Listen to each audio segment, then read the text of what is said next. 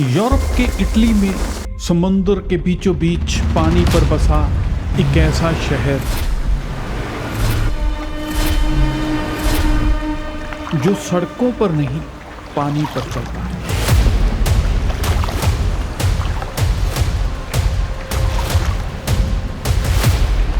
जहां कार, बस, साइकिल या मेट्रो नहीं बल्कि नावें चलती हैं।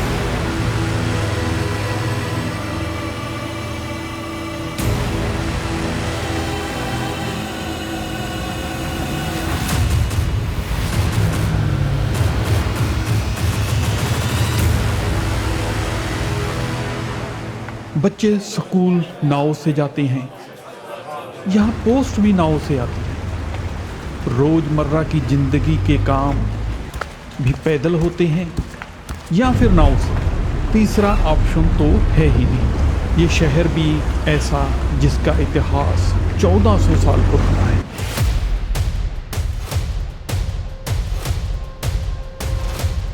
सदियों से लोग इसे दुनिया का सबसे रोमांटिक शहर कहते हैं। पर क्या सच में ये इतना ही खास है या ये सब बस नाम का जादू है?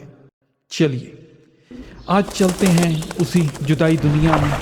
यह है वेनिस, पानी पर बसा हुआ सपनों जैसा शहर।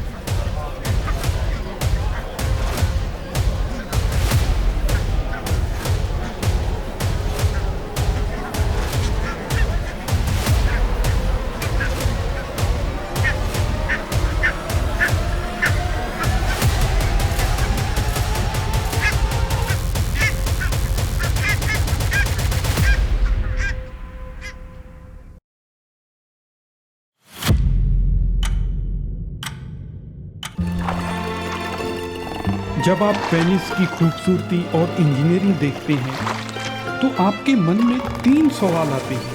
क्यों, कैसे और किसमें? इन तीनों के जवाब मैं आज आपको दूंगा। वेनिस की कहानी शुरू होती है करीब 5वीं-6वीं सदी से, जब रोमन साम्राज्य का पतन हो रहा था।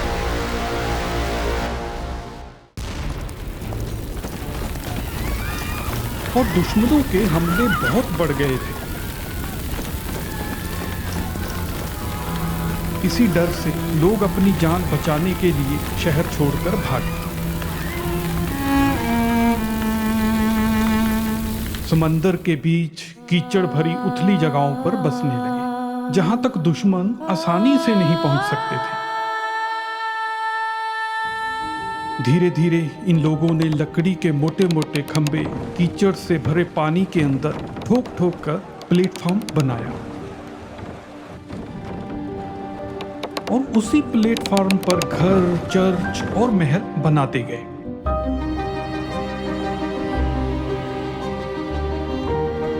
समय के साथ साथ यही छोटे छोटे टापू मिलकर वेनिस बन गया। वेनिस शहर को इंजीनियरिंग की अद्भुत उदाहरण माना जाता है। इंजीनियरिंग के मुताबिक कंक्रीट या स्टील की नींव की उम्र लगभग 50 साल की होती है, लेकिन इस शहर की नींव 1600 साल तक कैसे खड़ी रही? इसका कारण ऑक्सीजन रहित वातावरण में लकड़ी, मिट्टी और पानी का मिला-जुला कॉम्बिनेशन था। मध्यकाल में वेनिस एक बेहद अमीर और ताकतवर रिपब्लिक था, जिसे डोज नाम के शासक चलाते थे। यानी यहाँ पर कभी भी राजा महाराजा नहीं थे, बल्कि चुने हुए शासक और काउंसिलें थी जो शहर को चलाती थी।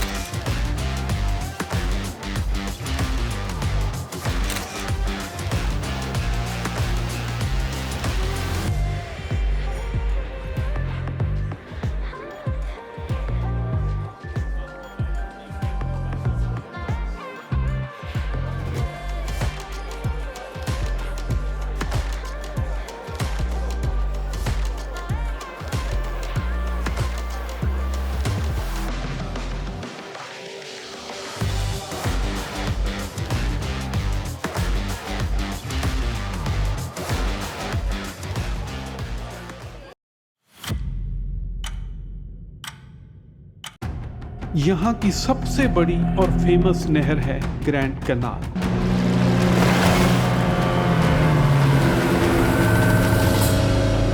जिसे आप वेनिस की मेन रोड समझ सकते हैं। रोड भी ऐसी, यहाँ पर ना तो पैदल लोगों की भीड़ और ना ही लाइट्स का झंझट।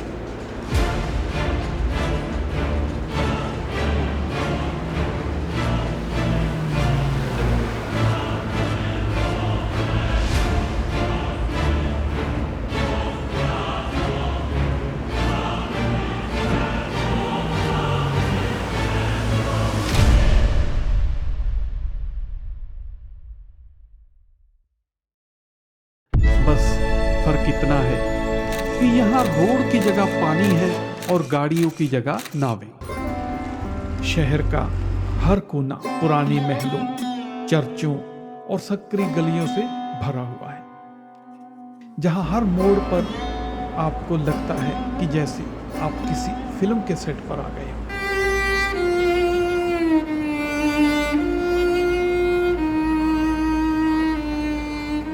वेनिस की ये सबसे बड़ी नहर, जो एस की शेप में पूरे शहर के बीचों बीच से गुजरती है। इसके दोनों किनारों पर पुराने महल, चर्च, म्यूजियम और रंग बिरंगी इमारतें बनी हुई हैं, जिन्हें देखकर लगता है जैसे हर घर की अपनी एक कहानी हो, जो आप उसे देखकर महसूस कर सकते हो। और गुजरी हुई सदियों का हिसाब भी आपको दीवारों पर देखने को मिलेगा। ग्रैंड कैनाल को पार करने के लिए इस पर 4 पुल बनाए गए हैं, जिनमें सबसे पहले आता है कॉन्स्टिट्यूशन ब्रिज। ये वेनिस में ग्रैंड कैनाल पर बना सबसे आधुनिक पैदल यात्री पुल है। 2008 में इसे लोगों के लिए खोला गया था। ग्लास और स्टील से बना ये पुल सांता लूसिया रेलवे स्टेशन और पियाज़ाले रोमा को जोड़ता है। आप इस पुल को गेटवे ऑफ वेनिस भी कह सकते हैं, क्योंकि गाड़ी और बस इसी पुल तक आती है। इसके बाद आप पैदल और या फिर बोट से ही जा सकते हैं। आप इसी ब्रिज पर खड़े होकर वेनिस की पहली झलक भी देखते हैं। और सच कहूं तो आपको ये सब कुछ एक सपने की तरह लगेगा, क्योंकि इस दुनिया में वेनिस एक ऐसी उदाहरण है जो आपने ना तो कभी देखी होगी और ना ही आप इसके बाद कभी देखेंगे। और मैं तो कहूँगा कि आपको अपनी लाइफ में एक बार वेनिस जरूर देखना चाहिए।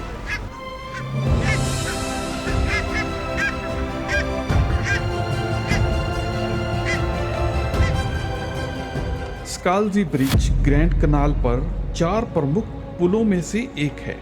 स्कालजी का अर्थ होता है नंगे पांव, जो पास के चियासा देगली स्कालजी चर्च के कारण पड़ा।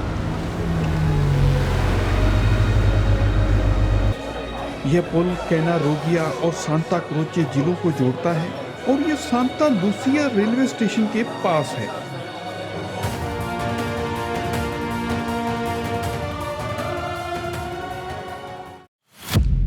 अब बारी आती है इस नहर पर बने सबसे बड़े और फेमस पुलों में से एक, रियाल्टो ब्रिज की। ये एक बड़ा पत्थर का पुल है, जिसके ऊपर से आप ग्रैंड कैनाल की दोनों तरफ की रौनक देख सकते हैं। पानी पर चलती नावें, गंडोला और चारों तरफ फोटो खींचते लोग। सेल्फी के लिए तो ये परफेक्ट जगह है।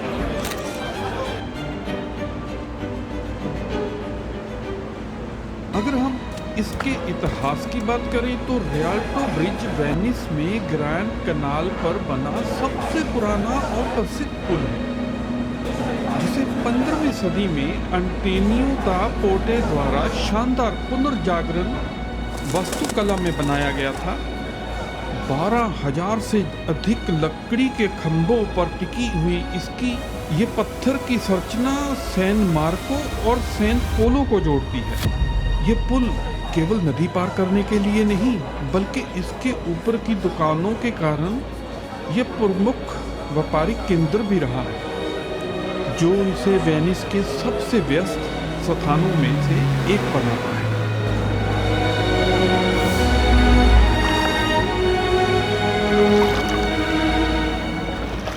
पास ही में है रियाल्टो मार्केट, जहां सुबह सुबह लोकल लोग ताजी सब्जियां, फल और सी फूड खरीदने के लिए यहाँ आते हैं। यहाँ आकर आपको वेनिस की असली लोकल लाइफ का थोड़ा सा स्वाद तो मिल जाए।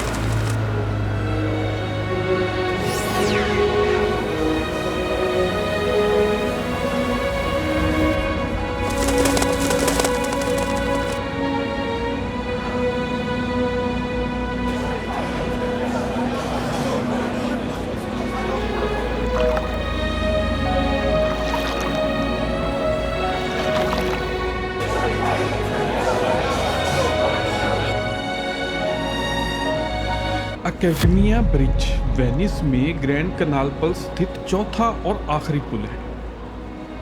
ये सैन मार्को और डुसोडोरो जिलों को जोड़ने वाला एक प्रमुख लकड़ी का पैदल पुल है, जो एकेडमिया गैलरी के पास है। ये फोटोग्राफर्स के लिए बहुत ही फेमस ब्रिज है। हर फोटोग्राफर इस ब्रिज पर खड़े होकर फोटो खींचने का सपना देखता है, क्योंकि इसके दोनों तरफ ये आपको सिनेमैटिक लुक मिलता है। और शाम होने के बाद तो यहाँ का नज़ारा बिल्कुल ही बदल जाता है। जब लाइट्स जल उठती हैं तो लाइट्स जब पानी पर पड़ती हैं और भी ज़्यादा सिनेमैटिक हो जाता है। सेल्फी खींचने वालों की तो भीड़ यहाँ पर सारा दिन लगी रहती है।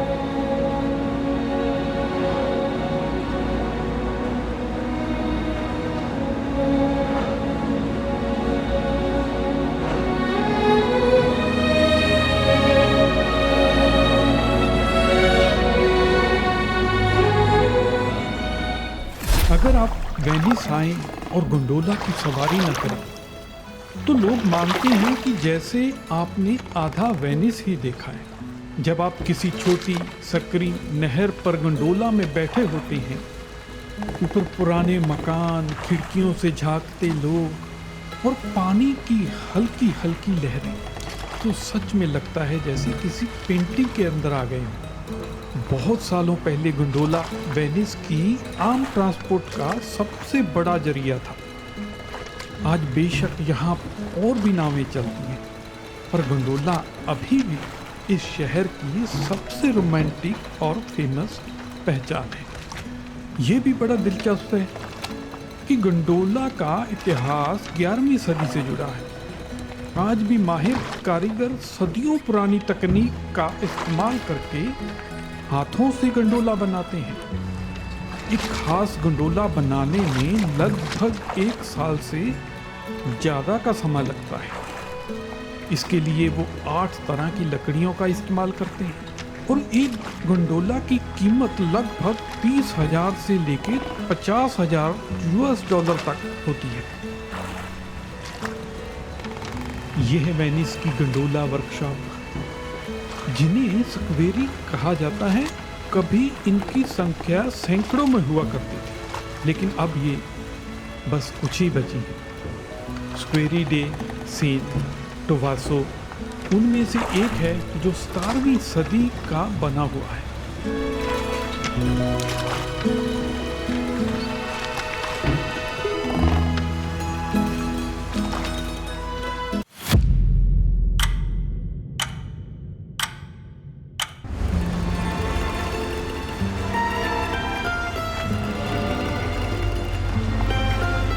चलिए अब चलते हैं वेनिस के दिल में। ये है सेंट मार्क स्क्वायर।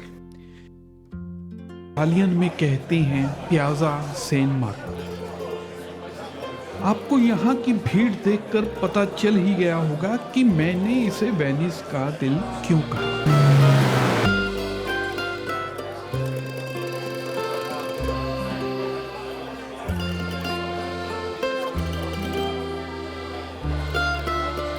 ये एक बड़ा सा ओपन स्क्वायर है, जहाँ चारों तरफ ऐतिहासिक इमारतें, कैफे कबूतरों की भीड़ नजर आती है। सुबह से लेकर रात तक यहाँ कोई ना कोई हलचल बनी रहती है। कभी किसी कलाकार की कलाकारी, कभी संगीत,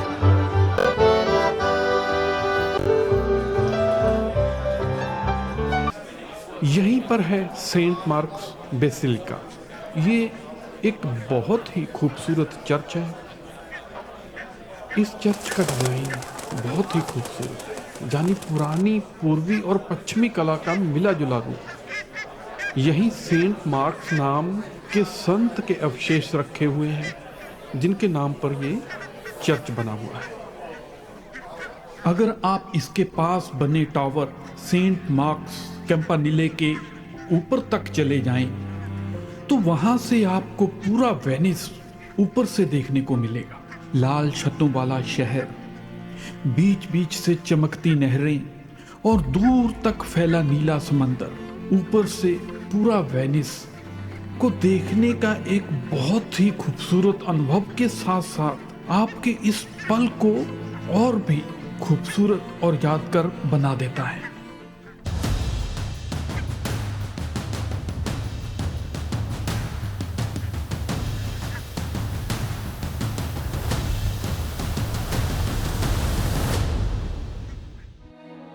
सेंट मार्क स्क्वायर के बगल में ही है डोज पैलेस, यानी पुराने समय के शासक का महल। ये एक बहुत बड़ा और खूबसूरत महल है, जहां से पहले पूरा वेनिस रिपब्लिक चलाया जाता था।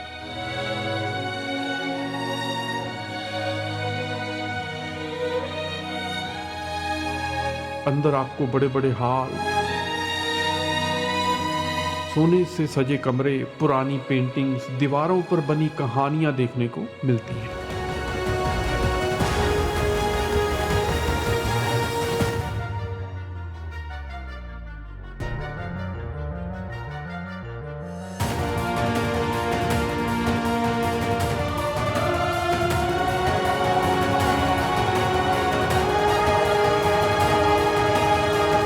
इसी महल के एक छोटा सा बंद सफेद रंग का पुल निकलता है, जिसे कहते हैं ब्रिज ऑफ साइंस। पहले कैदियों को इसी पुल के रास्ते से जेल की तरफ ले जाया जाता था और पुल की छोटी छोटी खिड़कियों से वो बाहर आखिरी बार आजाद दुनिया देखते थे और एक लंबी आह भरते थे। इसे साइंस जानी आहू वाला पुल कहा जाने लगा।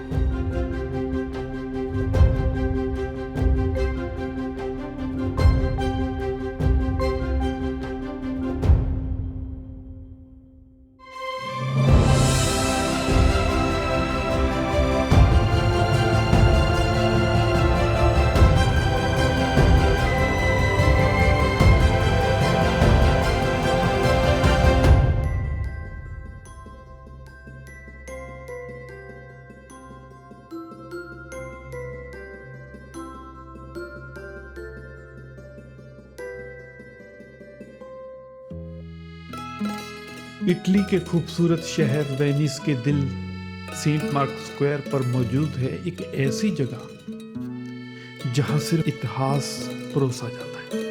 यह है कैफे फ्लोरियन, दुनिया के सबसे पुराने लगातार चलने वाले कैफे में से एक।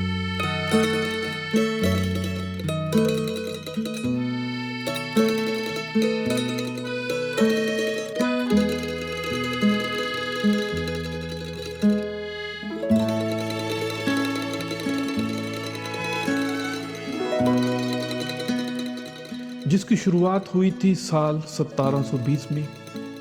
सोचिए, जब दुनिया में बिजली भी नहीं थी, तब यहाँ लोग मोमबत्ती की रोशनी में बैठकर कॉफी पीते थे। ये कॉफे सिर्फ अमीर लोगों का अड्डा नहीं था, बल्कि यहाँ आते थे मशहूर लेखक, कलाकार, दार्शनिक।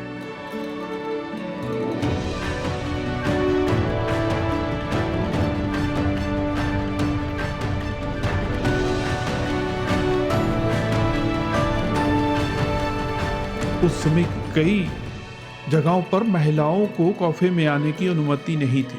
लेकिन कॉफी फ्लोरियन ने महिलाओं के लिए अपने दरवाजे हमेशा खुले रखे। आज भी यहाँ कॉफी सिर्फ स्वाद नहीं, 300 साल पुरानी विरासत का एहसास देती है।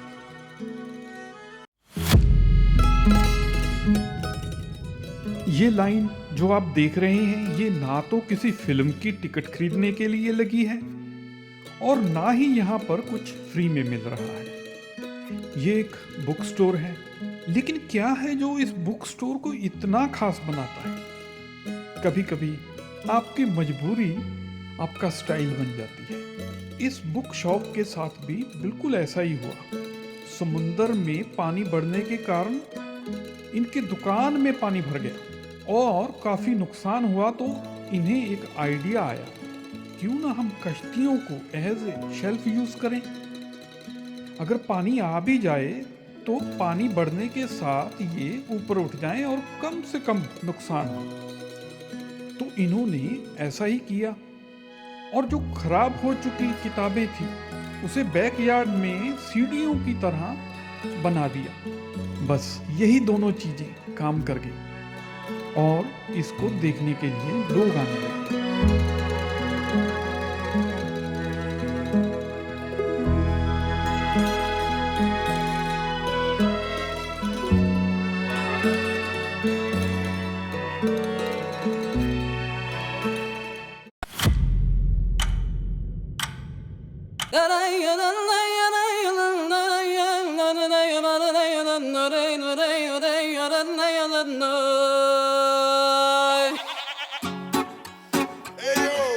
Original vibe in a Toronto groove machine in the air. Celebration in a Subaru station. Run the rhythm.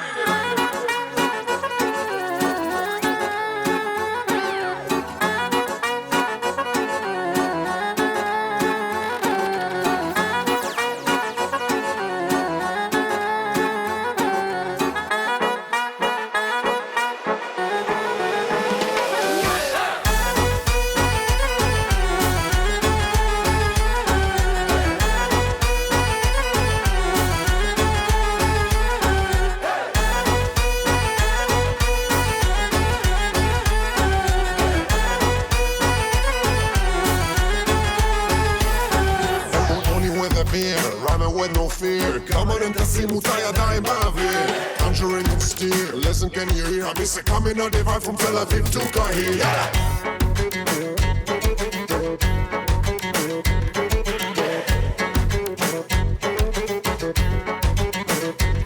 So fire the Tarantic, groove machine and hide it. Oye mami, que pasó in Spanish? We say dale. In the full form, rumpa pom pom. Come and sing it one more time.